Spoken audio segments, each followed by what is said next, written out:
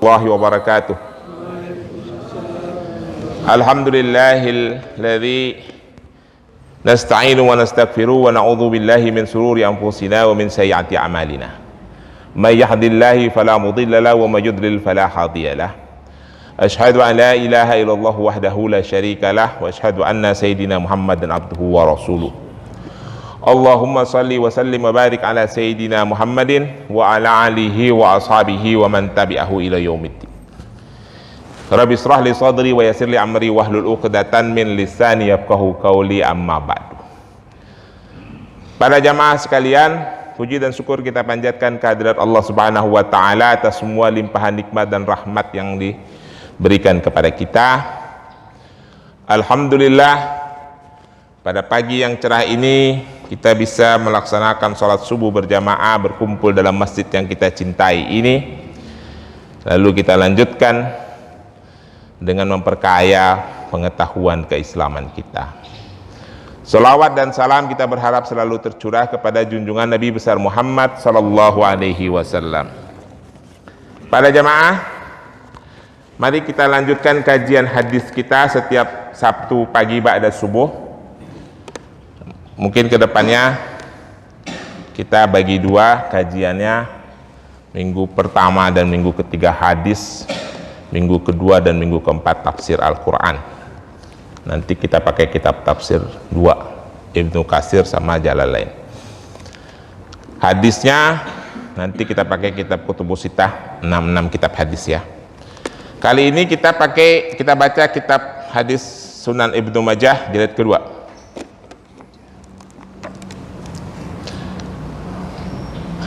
Bab yang akan kita baca adalah Kitabul Fitnah. Babnya bab ke 26. Kitabul Fitnah. Fitnah itu artinya cobaan. Ya. Mari kita baca hadisnya. Bismillahirrahmanirrahim. Hadatsana Abu Bakr ibnu Abi Syaibah, hadatsana Waqi, hadatsana A'mas an Salim ibnu Abil Jahdi an Ziyad ibnu Labid qala dzakara Nabi sallallahu alaihi wasallam an syai'an faqala dzaka indal awani dhahabil ilmi qultu ya Rasulullah wa kaifa yadhhabul ilmi wa nahnu naqra'ul Qur'an wa nuqri'uhu abna'ana wa yuqri'uhu abna'una abna'uhum ila yaumil qiyamah. Qala Rasulullah ya Ziyad in kuntu araka min afqahu rajuli bil Madinah awal laysa hadhihi al yahud wan nasara yaqra'u Taurata wa Injil la ya'maluna bi syai'in mimma fihima. Catatannya dari Ibnu Majah, hadzal isnadihi sahih wa rijaluhu thiqa illa annahu munqati. Qala Bukhari fi tarikhis saghir lam yasma'u Salim ibnu Abil Jahdi min Ziyad ibnu Labid. Jadi begini para jamaah sekalian, hadis ini berbicara tentang akan hilangnya ilmu pengetahuan agama dari muka bumi. Kata Rasulullah, diriwayatkan dari Abu Bakar ibnu Abi Syaibah. Abu Bakar ibnu Abi Syaibah mendapatkan hadis ini dari Waqi, Waqi mendapatkan hadis ini dari A'mas, A'mas mendapatkan hadis ini dari Salim ibnu Jahdi, lalu kosong. Salim ibnu Jahdi mendapatkan hadis ini dari Ziyad ibnu Labid. Qala Ziyad berkata, dzakara Nabi sallallahu alaihi wasallam, pada suatu saat Rasulullah mengingatkan kepadaku tentang sesuatu. Faqala, dia berkata, Rasulullah berkata, dzaka indal awani dhahabil ilmi. Pada suatu masa ilmu pengetahuan itu akan zahab, akan pergi, hilang. Lalu Ziyad, ini ngomongnya ke Ziyad, Ziyad langsung nyeletuk. Qultu, gitu kata Ziyad, qultu, aku berkata, ya Rasulullah, wahai Rasulullah, wa kaifa yadhhabul ilmi, bagaimana ceritanya ilmu bisa pergi, bisa hilang gitu ya. Wa nahnu naqra'ul Qur'an, kami ini akan selalu membaca Al-Qur'an. Wa nuqri'uhu abna'ana, dan Al-Qur'an akan dibaca oleh anak-anak kami. Wa yuqri'uhu abna'una abna'uhum, dan Al-Quran juga akan dibaca oleh cucu-cucu kami, oleh keturunan-keturunan kami, ila yaumil qiyamah, sampai hari kiamat. Jadi Ziyad, Rasulullah bilang satu masa Ziyad, ilmu agama itu akan hilang dari muka bumi. Ziyad gak terima, dia bilang gimana caranya bisa hilang, kan ada Al-Quran, kita baca setiap hari, anak-anak kami juga membaca, cucu-cucu kami juga membaca, keturunan-keturunan kami juga membaca, sampai hari ini kita juga masih membaca Al-Quran. Tapi ilmunya bisa hilang nggak Pak? Ilmu agama bisa hilang nggak? Lalu Rasulullah bilang, ya Ziyad, in kuntu araka min afqahi rajulu bil Madinah. Ziyad, kata Rasulullah gitu, aku ini baru nganggap kamu itu salah satu orang pinter di kota ini, tapi pertanyaannya jadi bikin kagak pinter kita, kira gitu ya kata Rasulullah. Awalaysa hadhil yahudu wan nasara yaqra'ut taurata wa injil.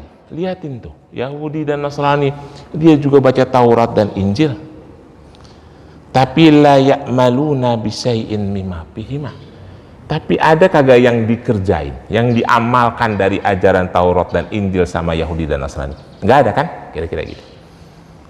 Itulah ilmu agama hilang. Sekarang pertanyaannya Bapak-Bapak sekalian, bisa tidak ilmu agama hilang dari muka bumi? Al-Quran masih ada, Al-Quran masih ada, kita masih baca. Tadi ada Ustadz Rajak ya, nah, Ustadz Rajak paling rajin baca Al-Quran tuh, qori dia. Tapi ilmunya bisa hilang tidak? Sekolah tahfiz di mana-mana, qori-qori baru bermunculan, hafiz-hafiz Quran bermunculan, tapi ilmu agama bisa hilang tidak? Bisa hilang nggak Pak? Bisa Pak. Teksnya tetap ada, nasnya tetap ada, yang ngerti yang kagak ada. Yang ngerti yang kagak ada Pak. Contoh nih, contoh nyata nih.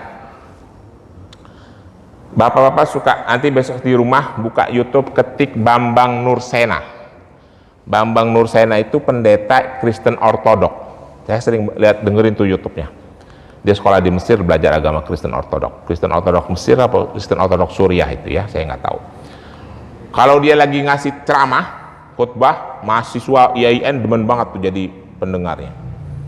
Dia bilang begini Pak, bagaimana mungkin saudara-saudara Muslim menolak doktrin Trinitas, bahwa nanti mudah-mudahan setelah ini di-upload di YouTube, Pak Bambang Nursena denger, nonton YouTube ini. Bagaimana mungkin saudara-saudara Muslim menolak doktrin Trinitas, bahwa dalam doktrin Kristiani Tuhan itu dalam 3 perwujudan, Bapa, Anak, dan Ruhul Kudus. Tapi saudara-saudara Muslim menolak. Sedangkan di konsepnya saudara-saudara Muslim, kata Bambang Nursena nih, bukan kata saya, Allah itu bisa berwujud banyak. Allah bisa berwujud banyak, kata Bambang Nursena. Pahamin ya penjelasan saya. Contohnya ada di Al-Quran, ayatnya innallaha ma'as sabirin. Betul ya? Suka dengan ayat itu ya? Innallaha ma'as sabirin, Allah bersama dengan orang-orang yang sabar. Kata Bambang Nursena begini, coba kalau di kota Surabaya ini ada 1000 orang yang sabar, berarti Allah jadi 1000. Betul kagak Ustadz Rojak begitu pemahamannya? Kita tanya nih sama hafiz Quran. Kalau di kota, mungkin lagi ceramahnya di kota Surabaya kali ya, karena nyontoinnya kota Surabaya. Kalau di Surabaya ini, di kota Surabaya ini ada 10.000 orang, berarti Allah jadi 10.000. Lebih banyak dari 3, katanya gitu. Coba bayangin, mahasiswi sama mahasiswa IAIN terus saya lihat di YouTube pada manggut-manggut. Wah, celaka 12 ini, celaka 12 ini urusannya. Besok ada yang bilang ya Allah bisa memecah diri. Bagaimana pemahaman kita Bapak-bapak? Ayo, ini kita cek nih, kita tes di Masjid At-Taubah nih, ilmu agama hilang apa kagak di sini? Saya khawatir jangan-jangan ilmu agama hilang di sini. Innallaha ma'as sabirin. Allah bersama orang-orang yang sabar. Kalau kira-kira di sini aja kita hitung di jumlahnya orangnya, ada nggak 50 orang? Kira-kira di sini semuanya pada sabar, Allah jadi 50. Kan bersama orang-orang yang sabar, kata Bambang Nursena. Itu sebenarnya maknanya apa, Pak? Maknanya apa Allah? Ustaz Rajak, Allah Maha Sabirin maknanya apa?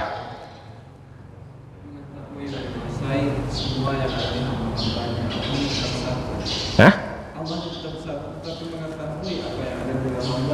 Ya, para jemaah sekalian, kalau kita membaca terjemahan Al-Quran, terjemahan yang dalam bahasa Indonesia, kita patut untuk berhati-hati, karena orang bisa menerjemahkan sesuka hatinya. Ma'as sabirin itu maknanya adalah Allah akan menolong orang-orang yang sabar. Allah akan menolong orang.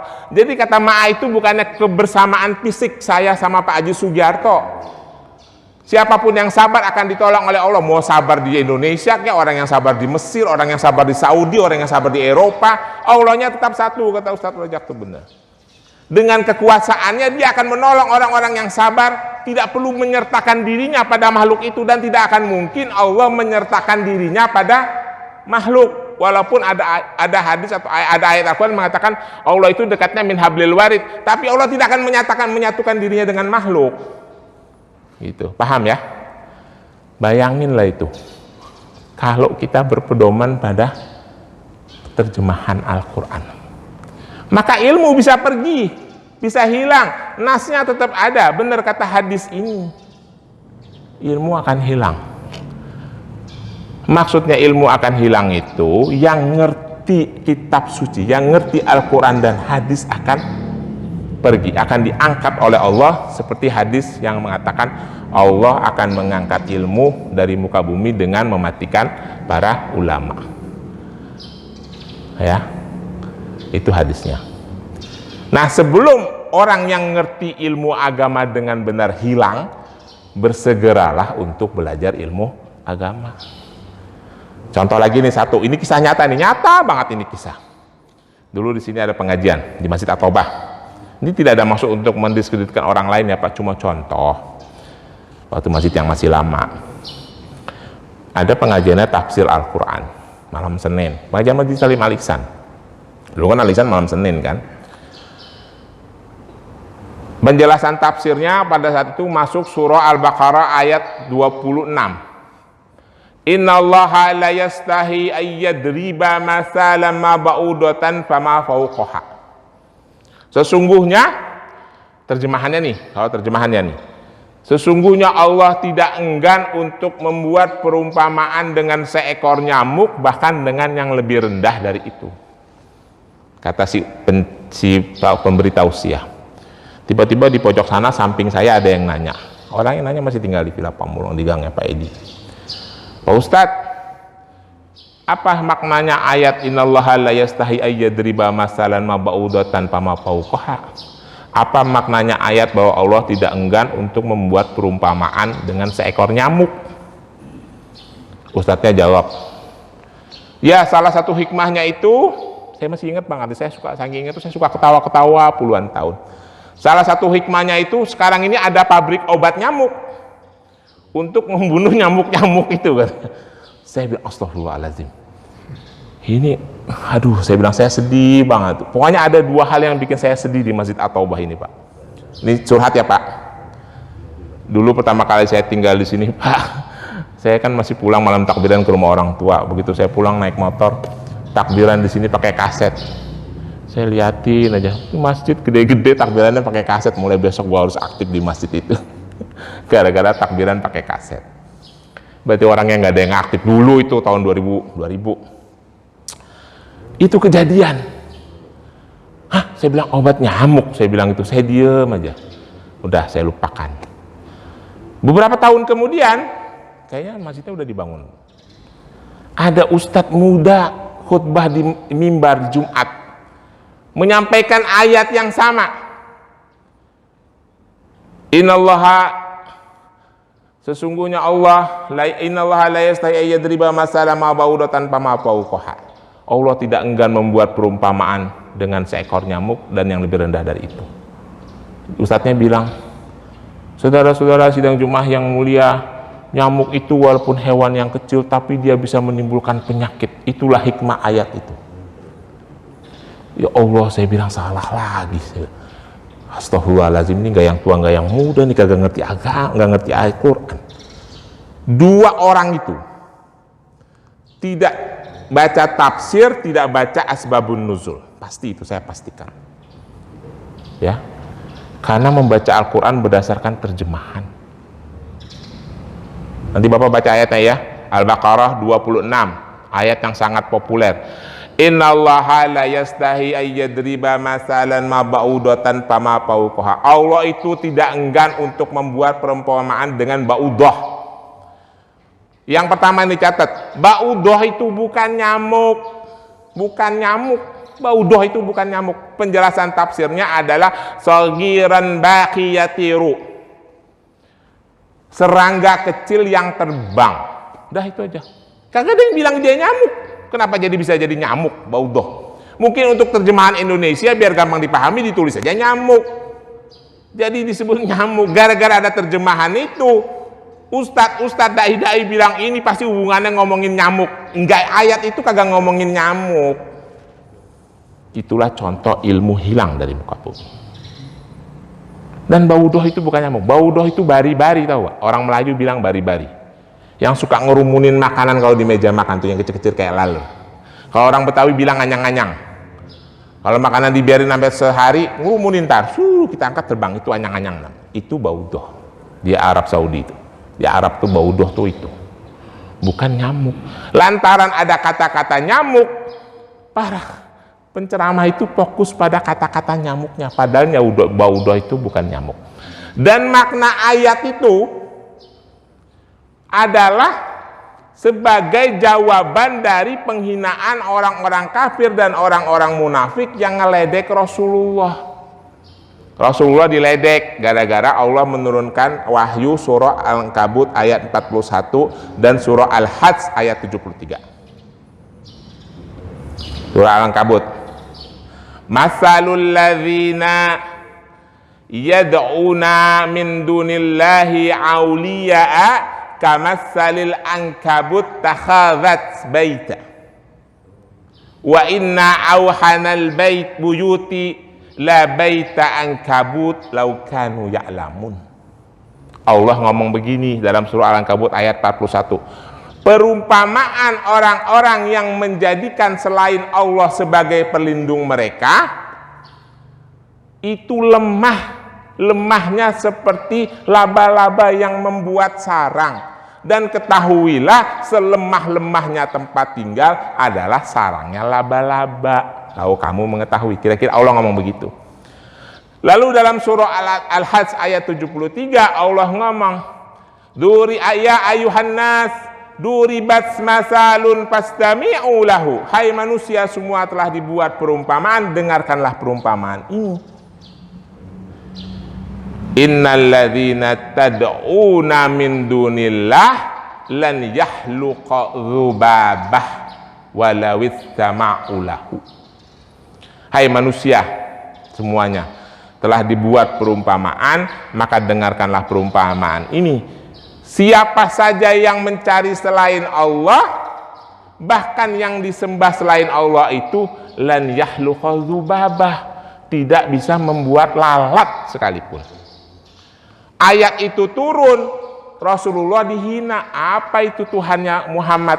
Masa buat perumpamaan pakai lalat dan laba-laba? Begitu, ya. Rasulullah dihina oleh orang kafir dan orang munafik. Apa itu Tuhannya Muhammad? Masa buat perumpamaan pakai lalat dan laba-laba? Lalu Allah menjawab ucapan orang kafir dan orang munafik itu dengan menurunkan surah Al-Baqarah ayat 26. Kira-kira jangankan dengan laba-laba dan lalat, Allah itu maha kuasa, bahkan bisa membuat perumpamaan dengan ba'udah yang lebih kecil dari lalat, bahkan lebih kecil lagi dari itu haknya Allah. Kira-kira begitu, paham? Ya, itulah mak hikmah, ilmu itu bisa pergi. Nasnya tetap ada, yang baca banyak, yang hafal banyak, tapi yang paham makin sedikit. Maka dari itu, sebelum ilmu itu pergi, belajarlah yang benar supaya kita tidak salah. Besok-besok di rumah buka-buka YouTube ya, ada yang namanya Majelis Tafsir Al-Quran, MTA, ngetop kan tuh, yang menghalalkan anjing. Suka nggak Pak? Yang orang Solo siapa yang orang Solo? Di Solo ngetop tuh kan MTA, ngetop ya Pak Tahir ya, MTA ya, yang suka makan anjing ya, biarin didengar sama orang MTA ini, ngetop ya. Namanya Majelis Tafsir Al-Quran, yang dibaca terjemahan Al-Quran aja. Karena di Al-Quran nggak diharamkan anjing, maka anjing jadi halal. Nggak belajar fikih dia. Ya, itu. Satu lagi tuh yang suka nerjemahin Al-Quran seenaknya, itu saya lupa namanya. Judul YouTube-nya itu Cangkir Tasawuf Modern. Itu hati-hati juga tuh. Ya. Yang menyesatkan kita itu banyak kalau kita tidak mendalami ilmu agama dengan baik. Inilah peringatan Rasulullah dalam hadis. Ya, Bapak-bapak sekalian, kita lanjutkan hadisnya.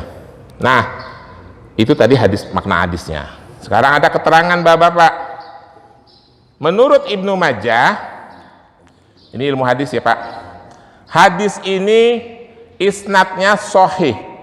Urutan jalan orang-orang yang merawikannya sahih, warijalul thiqah, orang-orangnya, perawi-perawinya terpercaya, kecuali pendapatnya Imam Bukhari. Imam Bukhari mengatakan ila annahu munqati, bahwa sesungguhnya hadis ini hadis munqati. Hadis munqati itu termasuk hadis dhaif ya. Apa itu hadis munqati? Hadis munqati itu adalah hadis yang salah satu perawinya tidak bertemu dengan perawi setelahnya. Misalnya saya mendapatkan dari Pak Jun, meliwatkan hadis, Pak Jun ke Pak Thohir ke Mas Depri ke saya. Dalam urutan waktu, seharusnya saya itu dapatnya dari Mas Depri.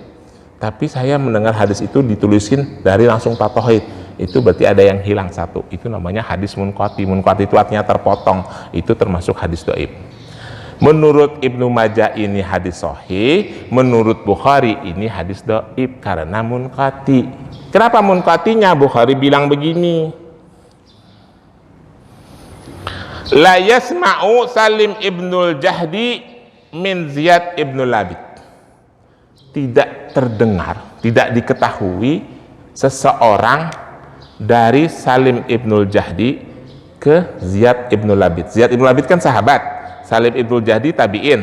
Itu diantaranya tuh harusnya ada satu orang lagi yang meriwayatkan. Nggak mungkin Ziyad dengar langsung dari Salim karena jaraknya berbeda, nggak ketemu dia. Tapi satu orang itu nggak diketahui siapa, maka disebut dengan hadis munqati, gitu ya. Itu pemahaman ilmu hadis, biar agak pinter-pinter dikit lah. Jelas ya? Jadi kalau dibilang, wah hadisnya dhaif tuh, dhaifnya dhaif karena apa? Dhaif karena hadis matrukah, hadis munqatikah, hadis mudallaskah, macam-macam ya. Harus ada penjelasan. Kira-kira begitu. Nah, itu hadis yang pertama, nomornya 4048. Satu lagi hadis Pak, 4449. Hadasana Ali ibnu Muhammad, hadasana Abu Muawiyah an Abi Malik an Asya, Abu Malik al-Asja'i an Rabi ibnu al-Harith an Hudzaifah ibnu Yamani. Qala Rasulullah sallallahu alaihi wasallam, yadrusul Islamu kama yadrusu wahyu thawbi. Islam, ajaran Islam itu akan hilang, akan luntur seperti lunturnya pewarna pada pakaian. Hatta la yudra masyamu wala salatu wala nusuku wala sadaqah. Sampai tidak, orang itu kagak tahu apa itu puasa, apa itu sholat, apa itu haji manasik lah, apa itu sadaqah. La yusra ala kitabillahi azza wa jalla fil lailatin. Nanti Al-Quran akan diangkat oleh Allah subhanahu wa ta'ala pada satu malam, ya maksudnya ini menjelang hari kiamat lah ya. Wa tabgha tawaifu minan nasi as-saykhu wal kabiru wal ajus. Nanti di hari akhir akan ada sekelompok orang-orang tua, ya, as-saykhu itu orang-orang tua, wal ajus, nenek-nenek, kakek-kakek, yaquluna, mereka berkata, adrakna aba'ana ala hadhil kalimah la ilaha illallah panahnu naquluha. Setelah ilmu agama itu hilang, ada sekelompok orang-orang tua yang mengatakan, dulu orang tua kami mengajarkan kalimat la ilaha illallah, maka kami membacanya. Cuma itu yang tertinggal, ya. Tinggal kalimat la ilaha illallah yang tertinggal di muka bumi. Maksudnya cuma kalimat itu yang dipahami oleh orang Islam. Mereka tidak tahu lagi sholat, tidak tahu lagi puasa, tidak tahu lagi zakat, tidak tahu lagi sedekah, tidak tahu lagi haji, apalagi hukum-hukum yang lain. Karena ilmu agama telah hilang dari muka bumi. Nasnya ada, tapi yang bisa menjelaskan yang tidak ada. Maka dari itu para jamaah sekalian, mumpung masih ada waktu, masih ada orang yang mengerti ilmu agama, kita juga masih ada waktu, masih ada kesehatan, ya, kita belajar dengan benar. Jangan sampai kita semalam itu, ini kisah nyata lagi nih, semalam banget itu di Pondok Aren mobil saya mogok karena pennya mati, pen radiator, pas samping servis radiator, panggil orang. Ngobrol-ngobrol, rupanya ketemu teman lama, orang Pondok Aren udah tua. Saya kan pakai kaos, pakai celana blue jean gitu ya, pasti liatin. Kiai, kata dia gitu. Gayanya kayak anak muda, lagi ngapelin cewek ya, biasa gitulah ngomong-ngobrol. Udah tua loh, udah 60 bapak itu. Karom namanya. Agak aneh lagi dari petukangan, gue bilang itu, jalan sini mobil anda macet. Oh gitu. Ngalor ngidul, dia cerita. Aneh itu nyesel dulu sering lihat ente tuh ngayap warawiri bawah kita. Kenapa anda nggak ikut ente dulu ya kali. Sekarang anda pengen belajar udah tua. Ini lupa, itu lupa, ini lupa. Coba dulu anda sering lihat ente anda ikut. Dia dulu tinggal di Petukangan sama saya. Terus dia pindah ke Pondok Aren. Gue bilang lagi nanti namanya Agus Mukarom, orang Pondok Aren asli. Lagian si abang kagak ngikut-ikut, kerjanya nongkrong mulu di warung, saya bilang gitu. Coba dulu ikut-ikut saya, kan jadi rada pahaman dikit, saya bilang. Iya, itu masih pada ada nggak saat gurunya? Udah nggak ada, udah meninggal. Itu kisah nyata, ya. Baru banget semalam sih, jam 9 malam mobil saya mogok, saya jadi ketemu dia ngobrol di rumah. Kebetulan bengkelnya tuh belakang rumah dia. Para jamaah sekalian, jadi mumpung masih ada waktu, belajarlah dengan baik. Karena ilmu itu akan ilmu agama yang kita pelajari akan memperbaiki kualitas ibadah kita. Satu, yang kedua, menghindari diri kita dari fitnah ajaran agama yang luar biasa mengerikan, ya. Kan yang membuat terjemahan Al-Quran itu pihak-pihak berwenang, siapapun mereka bisa merubah-rubah sesuka hati. Kalau kita berpedoman pada terjemahan Al-Quran, celakalah kita. Maka dari itu saya paling malas baca kitab terjemahan bapak-bapak sekalian, karena saya udah punya bukti nih. Saya punya kitab tafsir Ibnu Katsir, banyak, ada 5 jilid kan. Saya beli 1 jilid terjemahannya, saya bacain itu isi terjemahan, isinya bukan terjemahan kitab, tapi pendapat si penterjemah, masukin situ. Sekarang kalau si penterjemah itu berorientasi pada aliran tertentu, maka dia menyesuaikan dengan pendapatnya. Kita jadi keliru pemahaman kita, ya. Sekarang ini orang Islam itu tanpa sadar akidahnya bisa digoyang ke sana, bisa digoyang kemari, karena tidak punya dasar yang cukup ilmu agamanya. Coba kalau punya dasar ilmu agama yang cukup, nggak bisa digoyang ke kanan, nggak bisa digoyang ke kiri. Maka dari itu belajar yang baik dan benar, supaya kita punya pemahaman yang sempurna. Dan yang lebih penting lagi, kalau ilmu agama kita cukup, menyikapi perbedaan dalam ajaran agama kita menjadi lebih bijaksana, ya, nggak kaget-kaget gitu.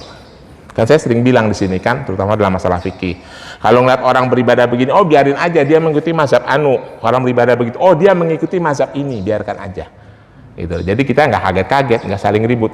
Yang bikin orang Islam itu suka ribut karena pemahamannya sedikit, lalu merasa benar, orang lain dianggap salah, itu yang keliru. Ya, biarin aja. Apalagi masalah fikih itu kan masalahnya luas, dan masalahnya ikhtilaf. perbedaan. Selama kita tahu sumbernya, maka menjadi tidak masalah. Saya kira begitu Bapak-bapak sekalian. Lebih kurangnya mohon maaf, mudah-mudahan menjadi tambahan pengetahuan bagi kita. Billahi taufiq wal hidayah. Wassalamualaikum warahmatullahi wabarakatuh. Kalau ada pertanyaan saya persilahkan. Nggak ada pertanyaan? Oh iya, monggo Pak Haji. Jadi YouTube dan lain-lain, ada seorang ulama, nggak tahu namanya, menyampaikan bahwa zikir itu nggak disebut jumlahnya, mau sholawat 1000, mau 500, terserah, karena Rasulullah tidak mencontohkan. Itu terserah kita mau zikir itu berapa aja. Ini pendapat Pak Ustaz gimana? Zikir tidak disebut jumlahnya. Para jamaah sekalian, yang namanya ibadah itu pakai aturan, baik ibadah yang makdoh maupun ibadah yang ghairu makdoh, baik ibadah yang pokok yang wajib maupun yang tambahan kayak zikir. Terus zikir nggak disebut jumlahnya. Zikir itu memang bebas, kita mau melafazkannya berapa saja, tapi Rasulullah membuat aturan untuk memzikir itu, membezikir subhanallah baca 33 kali, contohnya Allahu Akbar baca 33 kali, Alhamdulillah baca 33 kali, itu ada panduannya dan itu hadisnya sahih. Zikir itu tetap ada panduan, semua ibadah itu ada jumlahnya. Sholat witir pun yang dari 1 rakaat sampai 13 rakaat tetap ada panduannya, 1, 3, 5, 7, 9, 11, 13. Tapi mau dikerjainnya 1 boleh, sampai 13 juga boleh, tapi tetap ada hitungan. Cuma kita diberikan pilihan seperti zikir. Zikir itu panduannya 33 kali baca subhanallah. Cuma kalau di bawah dibaca 100 tidak melanggar, kira gitu. Ya Pak? Jelas ya? Clear ya? Saya kira itu. Ada lagi? Cukup ya? Terima kasih. Assalamualaikum warahmatullahi wabarakatuh.